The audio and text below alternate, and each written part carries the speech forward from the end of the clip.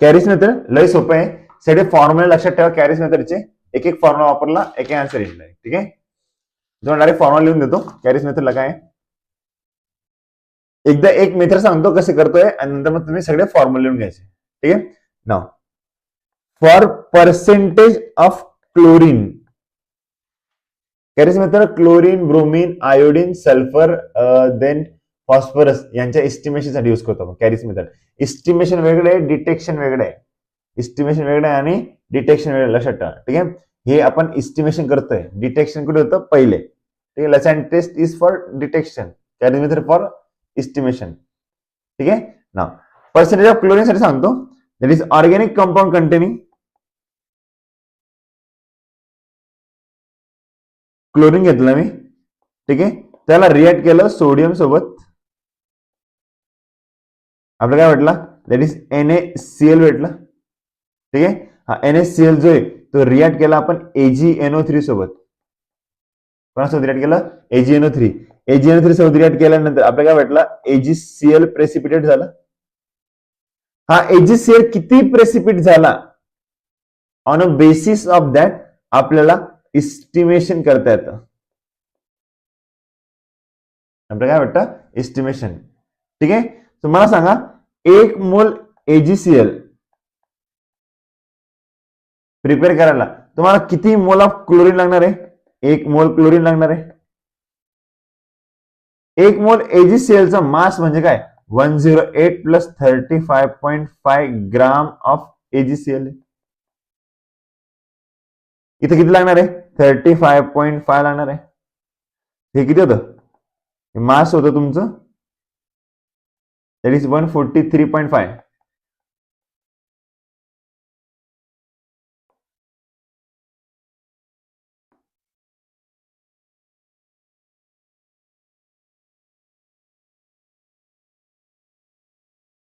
ठीक आहे.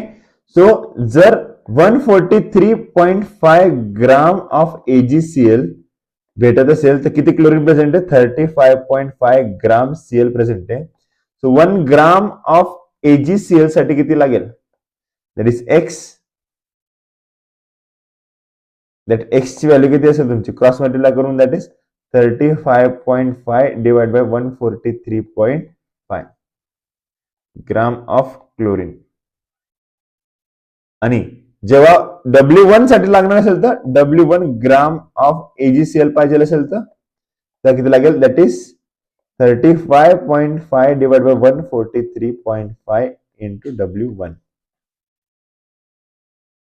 दिस is gram of chlorine. So percentage of chlorine काय असेल तुमचं 35.5 divide by 143.5 into W1 divided by W into 100.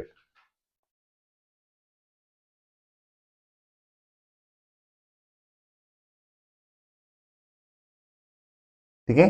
एकदम सिंपल मेथड आहे कॅल्क्युलेट करा. फॉर Br ऑर्गॅनिक कंपाऊंड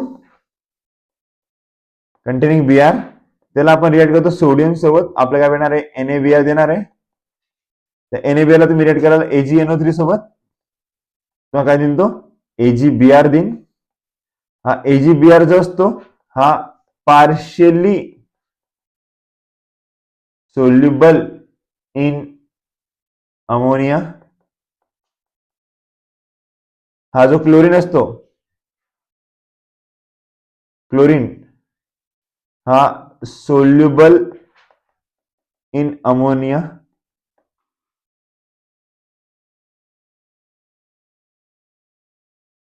ठीक आहे. AgBr आला. नाव AgBr किती फॉर्म झालाय याच्यावर आपण त्याचं एस्टिमेशन करतो. AgBr चा मास किती असेल 108 प्लस 80 दॅट इक्वल्स टू 188 ग्राम. किती झाले 188 ग्राम. तो सिंपल आहे. तर तुम्हाला पर्सेंटेज ऑफ Br काढायचं असेल काय कराल that is 80 divide by 188 into W1 divide by W into 100.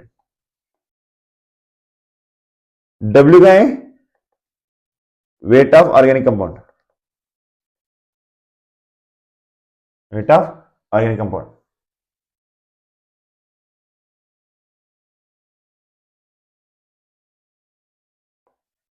जसं पर्सेंटेज ऑफ आयोडीन काढायचं असेल तर काय कराल, सिंपल आहे, ऑर्गॅनिक कंपाऊंड कंटेनिंग आयोडीन तुम्ही रिॲक्ट कराल सोडियम सोबत, ते देईन तुम्हाला NaI, त्याला तुम्ही रिॲक्ट कराल AgNO3 सोबत, तुम्हाला काय होणार आहे AgI प्रेसिपिटेट होईल.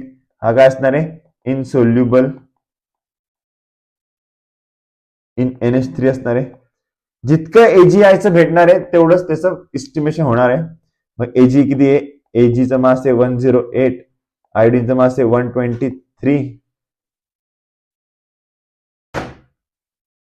127. तो AgIचा मास आहे तर टोटल दॅट इज 235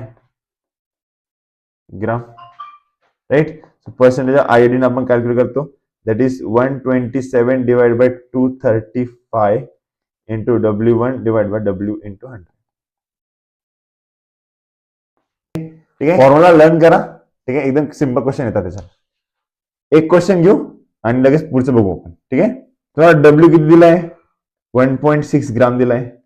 W1 म्हणजे काय, AgBrचा मास 1.88 परसेंट ऑफ बीआर काढायचे. चलो निकालो जल्दी.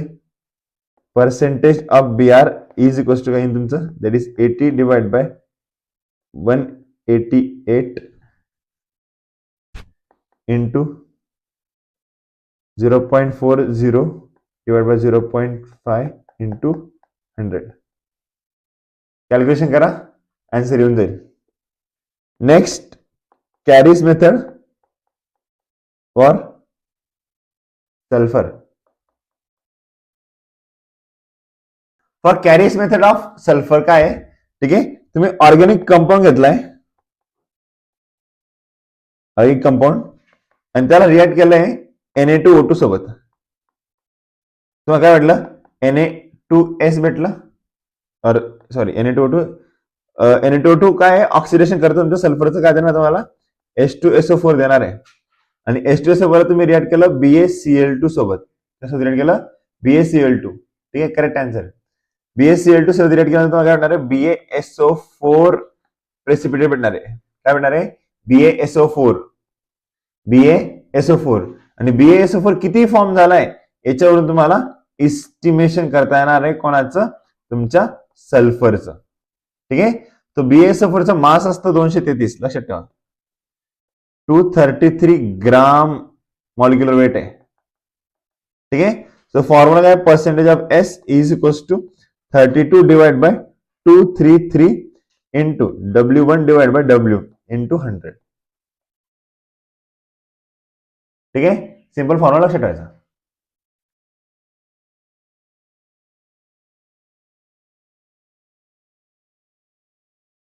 तिसरे फॉर फॉस्फरस दोन मेथड आहे, एक नायट्रोफुसाइड टेस्ट आहे आणि दुसरी आहे तुमची by using magnesium phosphate magnesium sulphate. ठीक आहे, बघू एक एक बघू.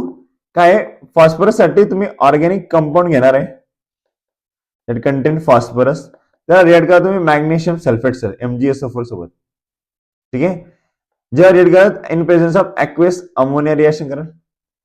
Organic compound phosphorus reacts with the MgSO4 in presence of aqueous ammonia. You will get the MgNH4 PO4. तुम्ही याला हिट कराल तुम्हाला भेटेल Mg2 P2O7. हे कंपाऊंड लक्षात ठेवा, Mg2 P2O7 Mg2 P2O7. याच्यात P2 किती आहे, 2 फॉस्फरस आहे. किती फॉस्फरस आहे, 2 फॉस्फरस आहे. मग तुम्हाला फॉर्म्युल्यामध्ये 2 फॉस्फरसचा मास घ्यावा लागणार आहे. काय असतं ते, तुमचा फॉस्फरसचा मास येतो ते percentage of phosphorus equal to that is 62 divide by 222 molecular weight आहे into W1 divide by W into 100 divide by into 100. आणि दुसरा फॉर्म्युला आहे तुमचा हा, that is for nitroprusside taste.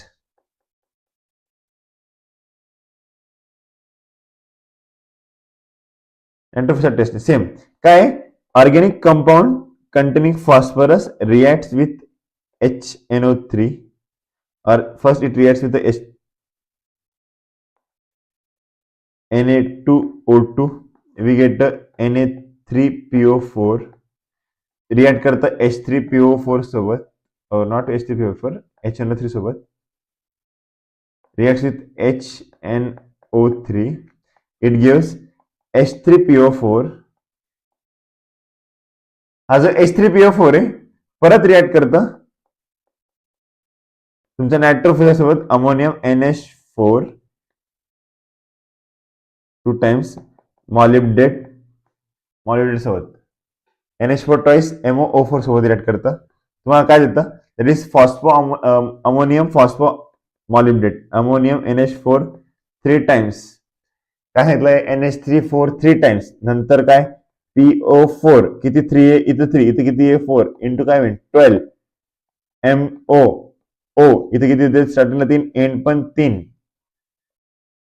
हा मॉलिक्युलर कंपाऊंड भेटेल याचा जे प्रेसिपिटेशन फॉर्म होणार आहे हा जेवढा फॉर्म होईल तेवढ्या एस्टिमेशनने आपण फॉस्फरसचं इन्स्टिट्यूशन करू ठीक आहे इथं किती फॉस्फरस आहे इथं 1 तर पर्सेंटेज ऑफ फॉस्फरस काय येणार आहे दॅट इज 31 डिवाइड बाय या पुऱ्या कंपाऊंडचं मॉलिक्युलर वेट आहे या पुऱ्या कंपाऊंडचं काय आहे मॉलिक्युलर वेट आहे that is 1877 W1 divide by W